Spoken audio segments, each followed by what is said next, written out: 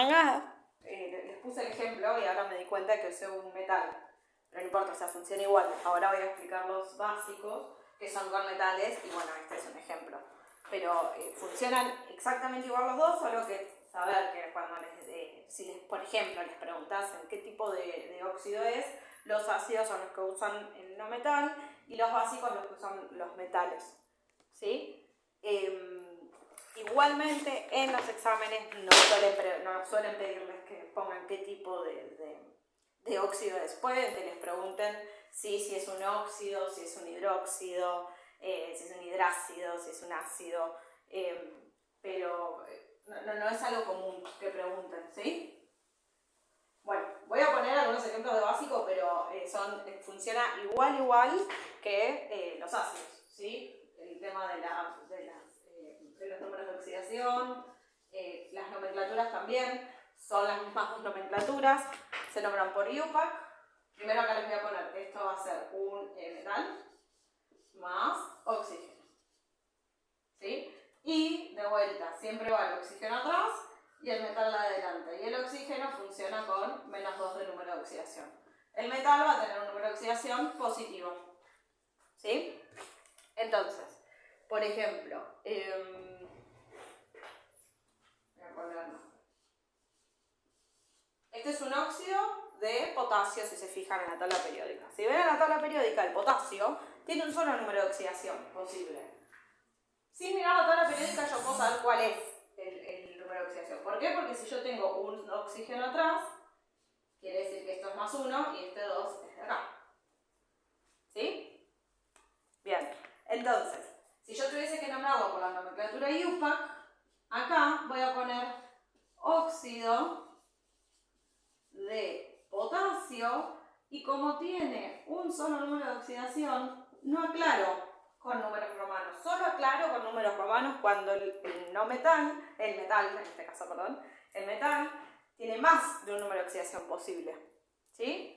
Si yo tuviese que nombrar por atomicidad, esto va a ser, como tengo un solo oxígeno, va a ser monóxido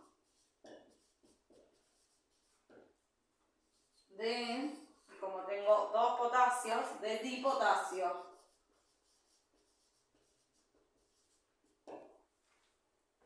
Si por ejemplo a mí me escriben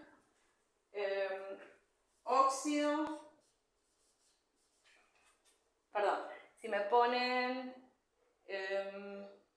monóxido, voy a poner. Si me ponen monóxido de aluminio,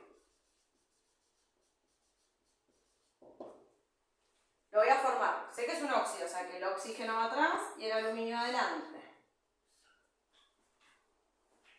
Perdón, hice mal esto va a ser trióxido. Perdón, me confundí. De dialuminio. Ahí está. Si por ejemplo a mí me ponen eso y yo tengo que formar el compuesto, tengo el oxígeno y el aluminio. Si yo me fijo en la tabla periódica, el aluminio tiene un solo número de oxidación. ¿Sí? Entonces, primero lo formo. Me dice trióxido, o sea que tengo 3 oxígenos de dialuminio, o sea 2. Si me fijo en la tabla periódica, el aluminio tiene un solo número de oxidación, que es el más 3. O sea que ahí está funcionando el truquito. Y ahora podría pasarlo a IUPAC, por ejemplo. Si lo paso a IUPAC, voy a poner óxido de aluminio. Y no hace falta que aclare entre paréntesis con números romanos porque el aluminio tiene un solo número de oxidación. Ahora, si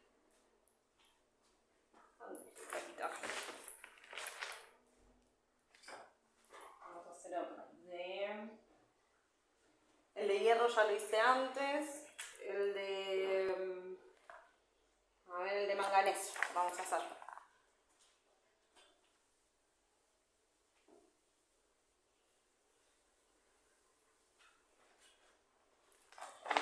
Voy a buscar uno que tenemos uno. El cromo vamos a usar.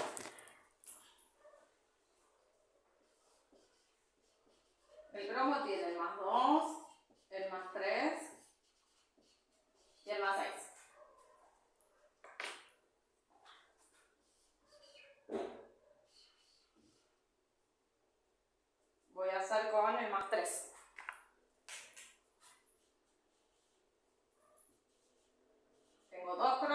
y 3 oxígenos.